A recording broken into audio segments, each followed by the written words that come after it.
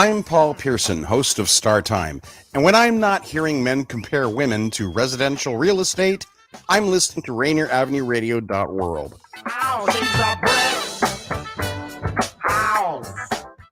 PrEP is a daily pill that can significantly reduce your chances of getting HIV, and typically it takes a trip to a physician to get it. Now you can visit select pharmacies, get tested on the spot, and walk away with your first month of PrEP. It's easier than ever to protect yourself from HIV, and with all the coverage options, you can get it at a very low cost. To find your nearest participating pharmacy, go to doh.wa.gov/PrEP now. That's doh.wa.gov/PrEP. Do it now. This is a message from the Washington State Department of Health and Public Health, Seattle and King County. This is Big Poppy, host of Jazz from the Cabinets. Join me each week for a listening tour of the first century of jazz, an eclectic mix of Dixieland, big band, cool jazz, bebop, contemporary jazz, world jazz, all jazz in all forms. That's Jazz from the Cabinets with Big Poppy on Rainier Avenue Radio, streaming worldwide on RainierAvenueRadio.world.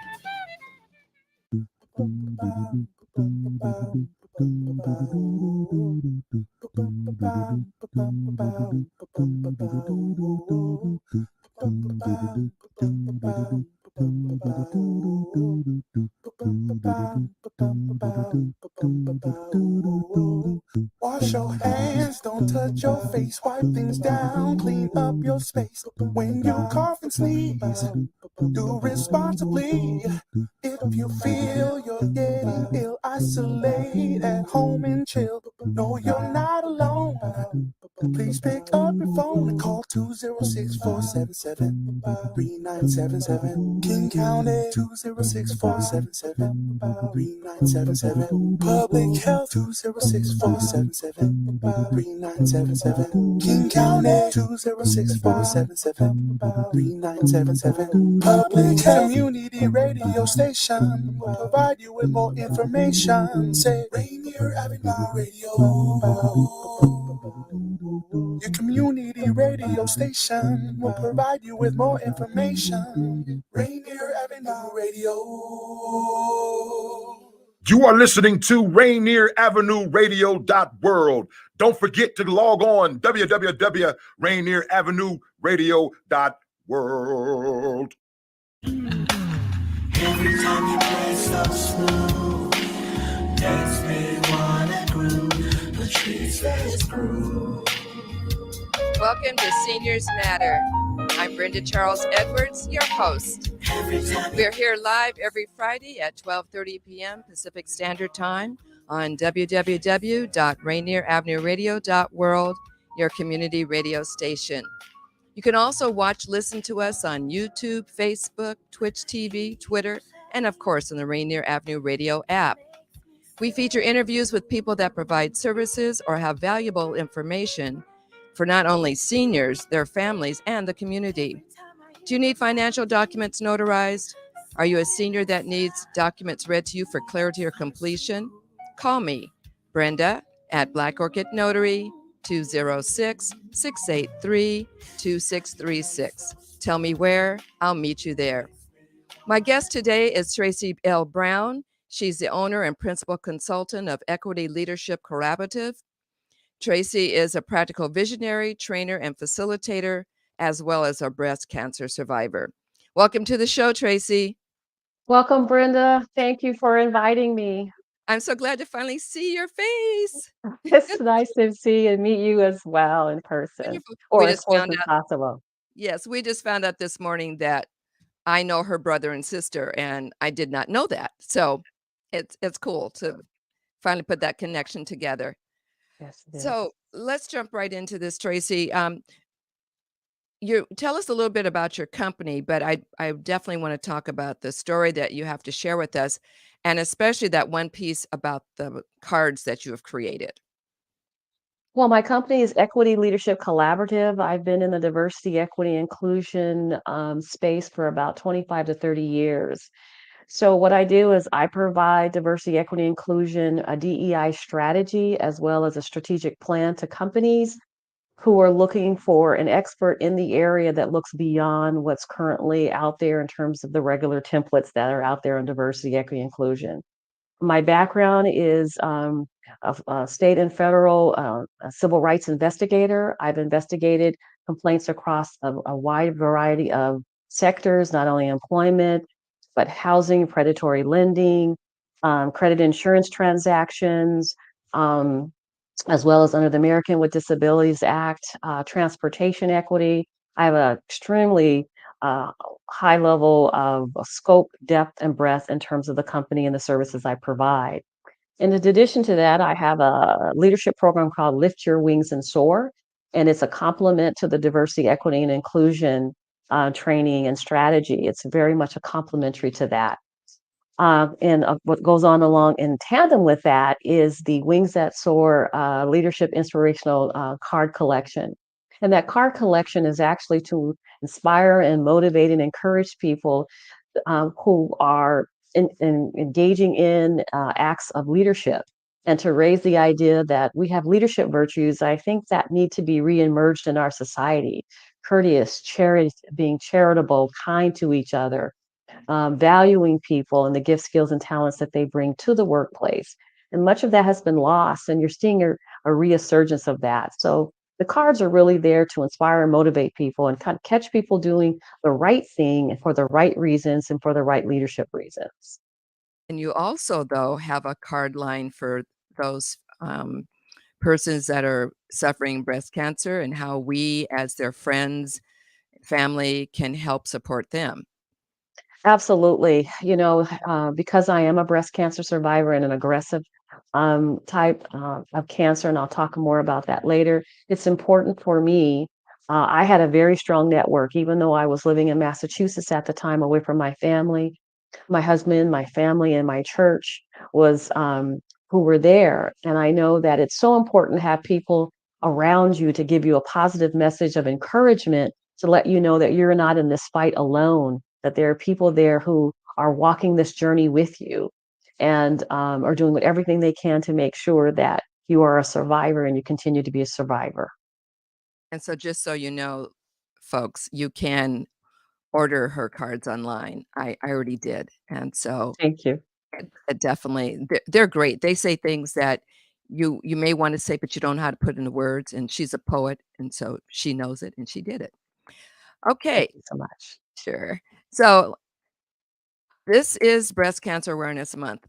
So often, women, it's thought of as a women's disease, but men can get breast cancer too, right, Tracy?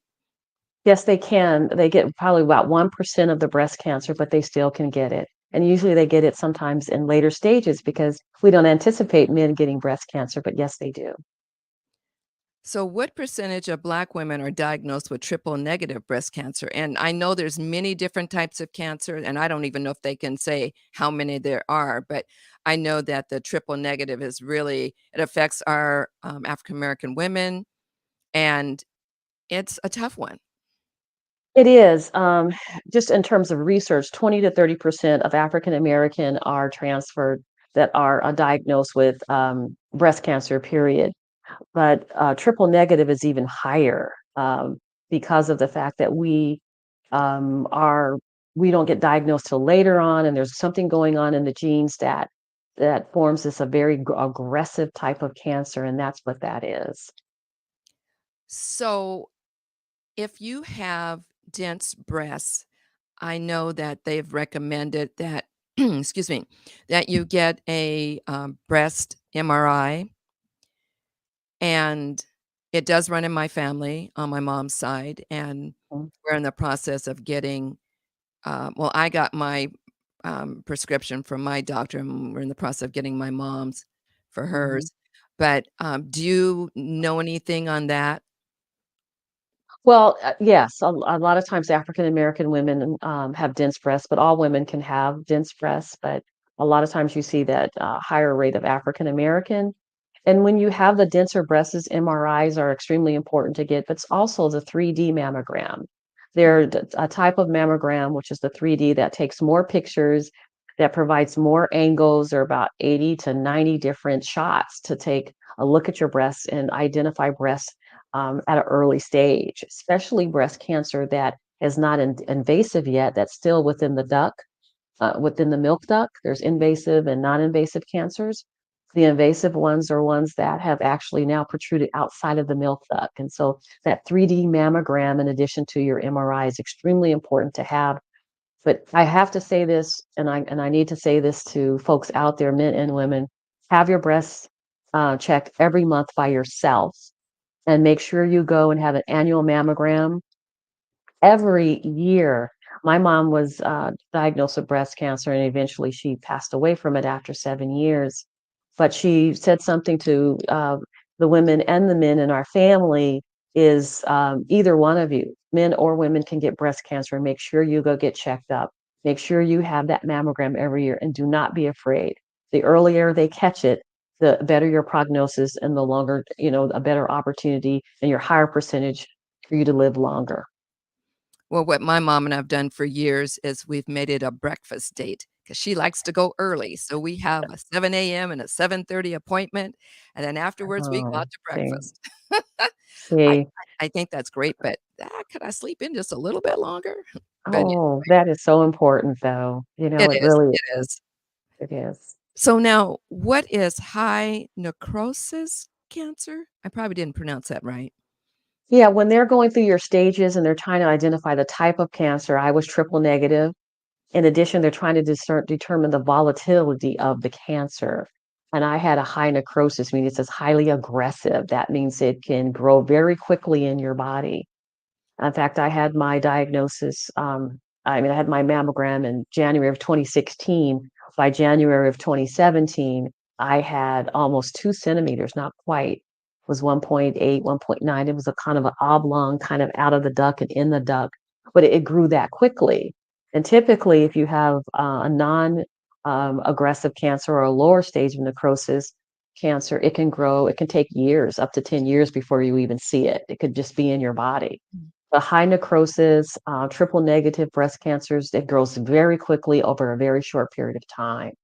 So that's why it's extremely important for you to get checked every year, because you never know whether you would be diagnosed as a triple negative or of one of the other receptors, which is estrogen or gestrin, or her, what they call two, which I think is like a protein. So those are Right. the ones that are out there. So it's important to you to have those annual mammograms to catch it early. So you were saying earlier, off when you and I were talking, you're talking about, you discuss blood panels with your doctor. Why was that? That's important. Y- I have blood panels every year because you can catch a lot of things that are happening in your body early. If you go and have your blood drawn, they can see things even around your liver, and they can see things around your blood pressure. They can see things that's going on with your kidneys. And when you're going through chemotherapy, it's important because they're trying to determine just before they agree to have you go in if you're going to have chemotherapy. They take your blood and they assess your blood to see whether or not your panels it's safe enough to give you chemotherapy. And Mhm. so when you're talking with your doctor and your blood panels come out and they come back and you're looking at them, ask them about how you're doing on your red blood cells, how you're doing in terms of your liver and your kidneys, as well as your white blood cells. All of those things help determine how strong your body is, along with your heart, so that you can continue your treatment. And take the time. A lot of times, people take it for granted and not ask them those questions around your blood panel, but take the time and walk through them. The more you know about your body, the more you can fight this cancer, and the better off you are in the long term. I agree with you on that. You definitely have to know your body because I've had situations where I had in fact, I had a minor surgery, but then after we it was day surgery, after we left, we went to get something to eat, and I started bleeding, and so I called the doctor's office, and the receptionist said, "Oh, honey, that's not uncommon, da, da, da, da, da." And I said, "Honey, I know my body, and I think there's a problem, so I'm going back to the hospital. Please let the doctor know I'm coming back." Yeah. And I did go back, and the, anesthesiologist met me in emergency because I was in, what do you call it? When you just go for the day, Anyway, I was on that side of the hospital, and I went to the emergency. I should have gone back to where I had initially been because the 2 sides of the computers weren't talking to each other. They didn't even know I'd been there. Oh, But wow. yes. But my anesthesiologist somehow got reached, and he came down to emergency, and he said, he says, "You have 2 choices. You can let them poke and prod, or you can let me go back. The doctor's on his way back." I said, "Take me back." Mhm. And it turned out to be a little bit more than just the normal. So, Yeah, you gotta know your body. you really If do. you're just tuning in, you're listening live to Seniors Matter with your host, Brenda Charles Edwards, on www.rainieravenueradio.world, your community radio station. We're here every Friday at 12:30 p.m. Pacific Standard Time. Do you know what's the best legacy we can give ourselves and to our loved ones? Join me on Zoom for a group or individual session on legacy end of life planning. Call me at 206-683-2636. Now back to my guest, Tracy Brown, who, as I said earlier, is a published poet. She sells her Wings That Soar inspirational leadership cards collection to inspire, motivate, and encourage individuals to live and assist others in living an equitable, centered, quality life. I love that. That is just so great. But back to the breast cancer part. Now, I've heard that you can get sores in your mouth, nails, feet, and tongue turning black. Is that true? And does it go away? For me, it is a lot of women who have the chemotherapy that I had, which was adriamycin and a Cytoxan and Taxol. It does happen. It does go away. So that's the good thing. Your nails begin to go back and get clear. Your tongue goes back to normal. The bottom of your feet, all of that does. And as your body gets stronger and stronger each and every day, eventually, your body's not as sensitive from the chemotherapy and the radiation. I think what I'm going to add to that as well, it is so important, and you're probably going to ask this, Brenda, as well, is that your diet while you're going through chemotherapy is extremely important. Yes, I that know was that the I next did, yeah, go for it. thank you. Because we're kind of right on there. It is so important. Before I started the chemotherapy, I was told on March 9th, and they wanted to start chemo sometime in May. But what I did was I went and did a couple of things. I went and had my teeth cleaned. And because bacteria, while you're going through chemotherapy, can be harmful. So I wanted to give myself a fighting chance. So I went in and I had a deep cleaning to remove any and all bacteria out of my system. I went to a eye care specialist and they to make sure that we talked about how to take care of my retina and my eyes. And they said, make sure you lubricate 3 times a day because of the fact that you've had chemotherapy.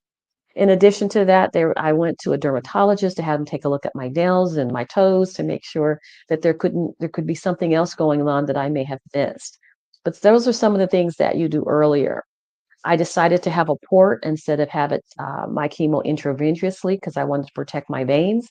And many times, if you have it intravenously, your veins can collapse. And so, women have told me that. I am not a doctor. I'm not here as a doctor in any way, representing the professional or medical community. I'm just telling my story. And I wanted to make sure I had a fighting chance. And so I had a port put in and just about a week before that. But the diet is so important, and I know you're going to ask me some additional questions about what food I put in my body. So I will kind of pause here until you kind of ask me to talk about that in further. Well, that's the next thing, and I know when you were going through your treatments, you had a little regiment that I believe you said that with the nutritionist or whatever, they finally came down and said, "What are you eating and drinking while you're sitting here getting your chemo treatment?" So would you tell us a little bit about that, please?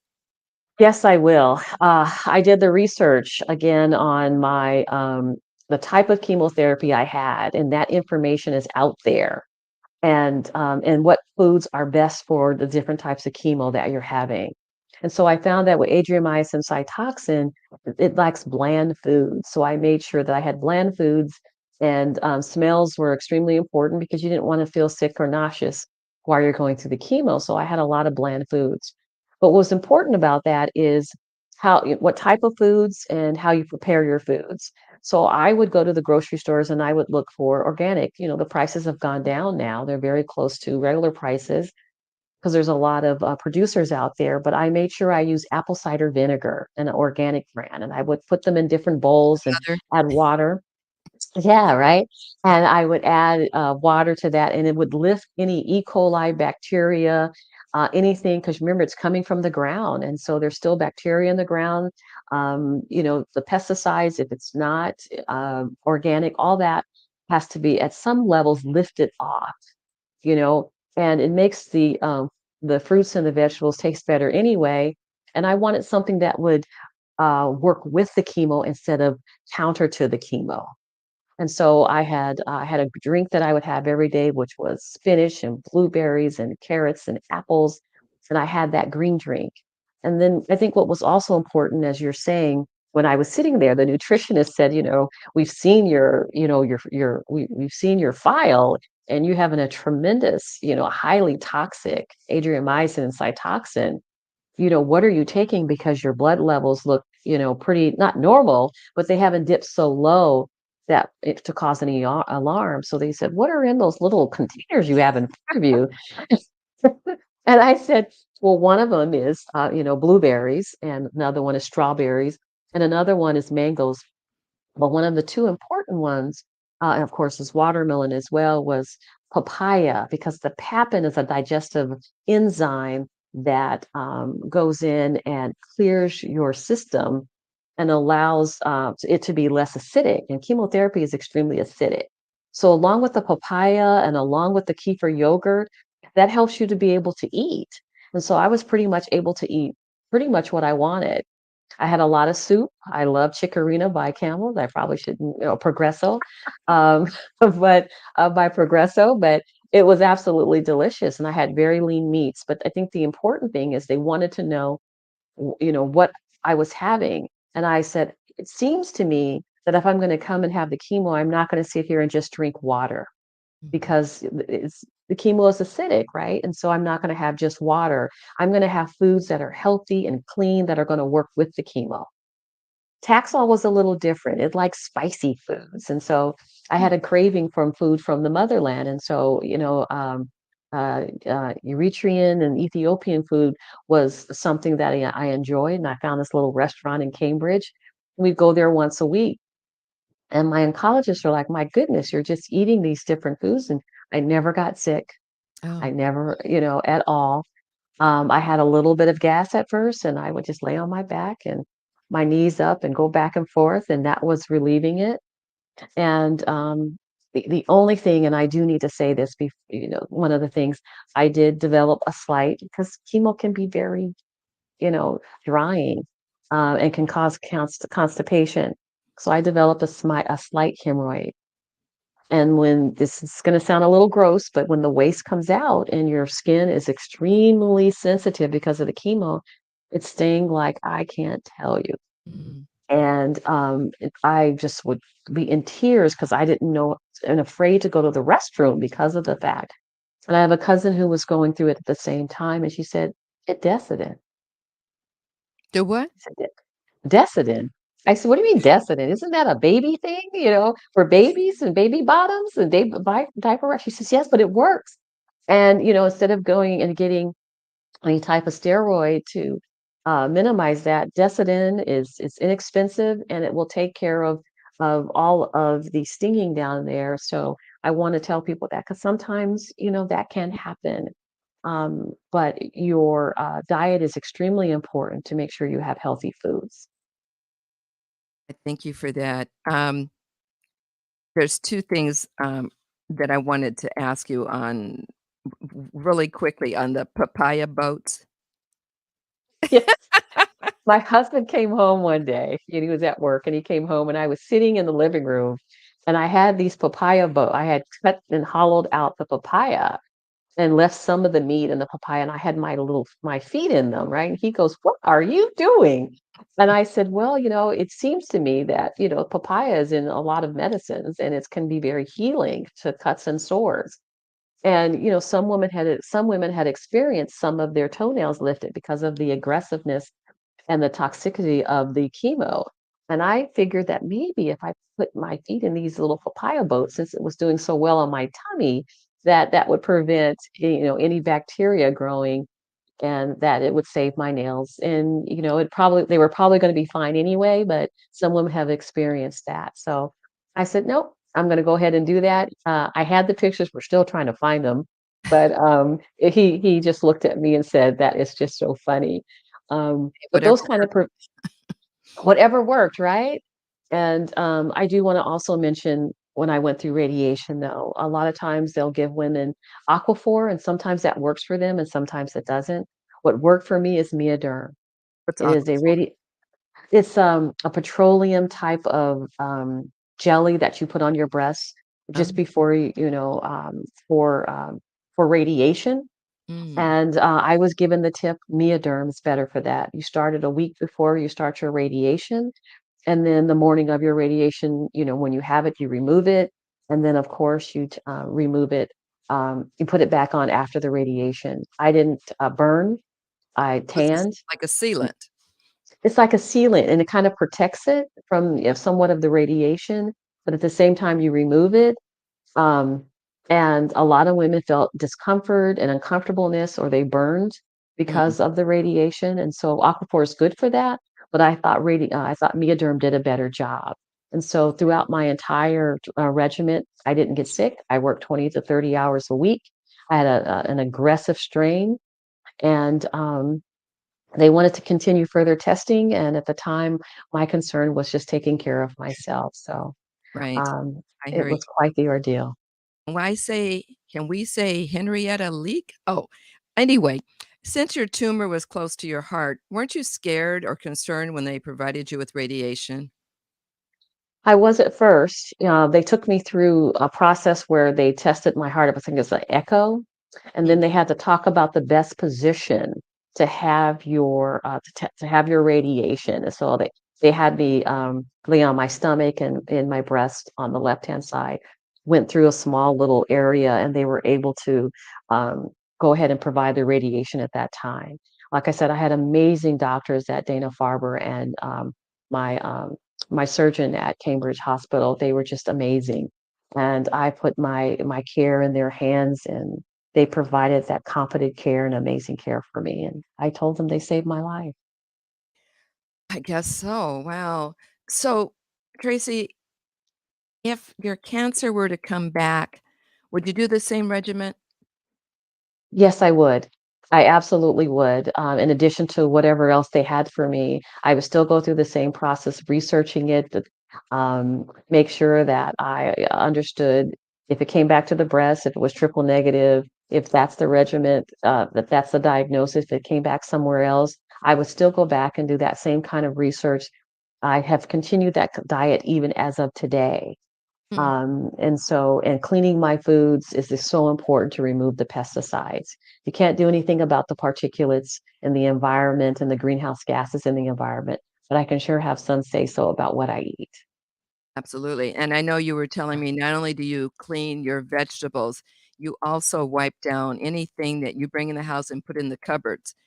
And I was saying, I wipe down the foods that go in my refrigerator, but I don't always wipe down what goes in the cupboard, but I will from now on. And I'll go back to wearing gloves when I'm grocery shopping. Well, it's so true. Your breast cancer, you're going through, either if you are a survivor or you're going through breast cancer treatment, it's important to minimize any level of bacteria. We don't know what we pick up on and bring into the household when we haven't washed our hands and we're touching things. Most of those germs, I'm sure, probably are, removed after so many hours. But if you wash your hands, it could have got into the seeps of the cardboard or whatever it is, and you just never know. I'm That's probably right. being more. You've gotta use the hand sanitizer when you get in the car, which we do, and Yeah, then we did. touch your steering wheel, or if you'd had to touch your steering wheel to get in the car, you definitely have to pumping gas.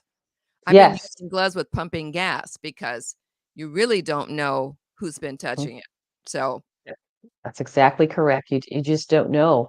Pre-COVID, we still did that. I did that because you just didn't know, and when COVID showed up, it was even more imperative that you protect yourself. absolutely, absolutely. Oh, Yeah. wow.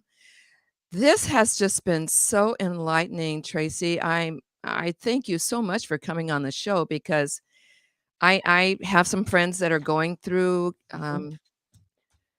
chemo treatments, and and it's rough. And Mhm. I hope that what you've had to share today will give them a little more positive thinking, a boost for their morale. Mhm. And just know that you also, folks, have friends out here that care about you. And Yes. we may not be able to see you all the time, but I know I, for one, pray for you, and I'm sure there are many others that do too. So this just about wraps it up for us, but I just want to remind folks that this is Brenda Charles Edwards, host of Seniors Matter. We're here every Friday at 12:30 Pacific Standard Time. For those of you that might be on the East Coast, you can view us on YouTube, Facebook, Twitch TV, Twitter, and of course the Rainier Avenue Radio app. I'm having a tongue time today. Don't worry about it. Thank you to my listening audience. And Tracy Brown, thank you for all that you do. And go to her website. Say it, Tracy, where they can find the cards and everything else. www.wingsthatsoar.com. That's WIN as in Nancy, GSTHATSOAR.com. Wingsthatsoar.com. And it's worth checking out, trust me. And a special thank you to singer Patrice Isley, who's letting me use her music. Have a great weekend. Be safe. Live your life like it's golden. The coronavirus special edition is next. Goodbye, everybody. Take care, Thank Tracy. you. We'll Take talk bye-bye. soon. Take care. Bye-bye. Bye-bye.